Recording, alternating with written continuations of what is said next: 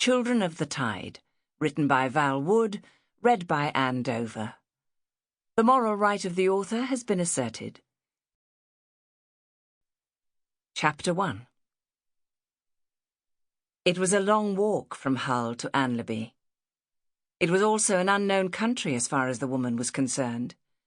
A country far removed from the mean streets of Hull. She raised her head and sniffed. For a start, there were no foul smells, but for another, the road was lonely and therefore threatening.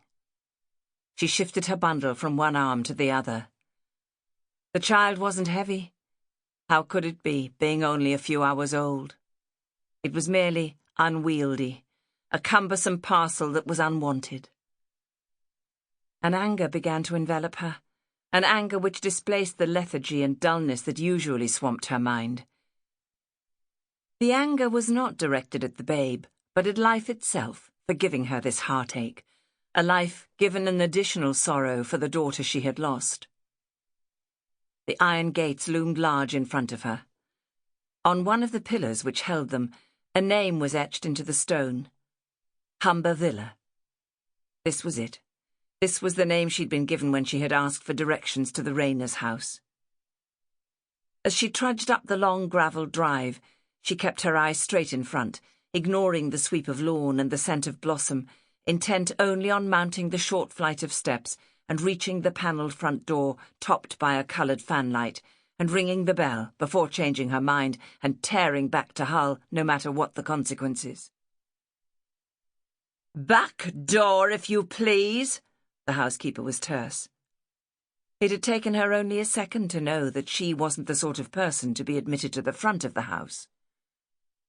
The woman put her foot inside, blocking the door's closure. "Fetch Mr Rayner, the young un.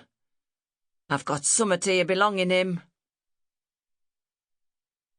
Sammi looked across at her cousin James as he stretched himself and fidgeted in the deeply buttoned Chesterfield and adjusted the tapestry cushions behind his back.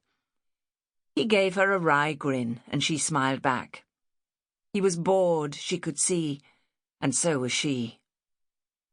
"Do come," he'd said in his letter to her. "It will be the dullest birthday ever if you don't.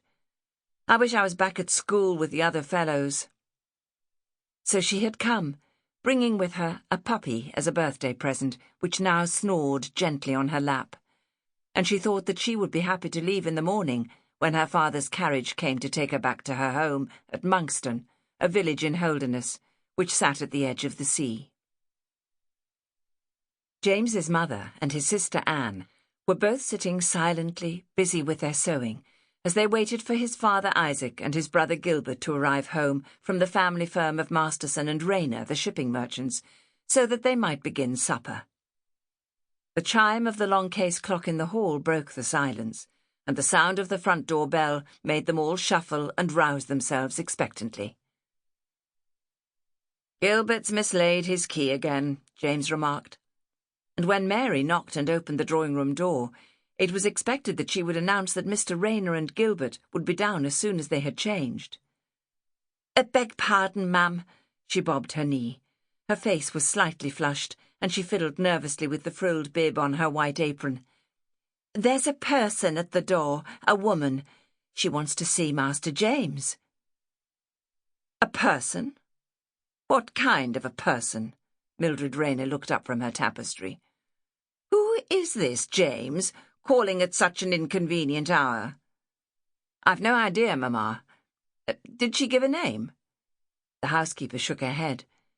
"No, sir. She just said she had something belonging to you." "You must have lost something, James.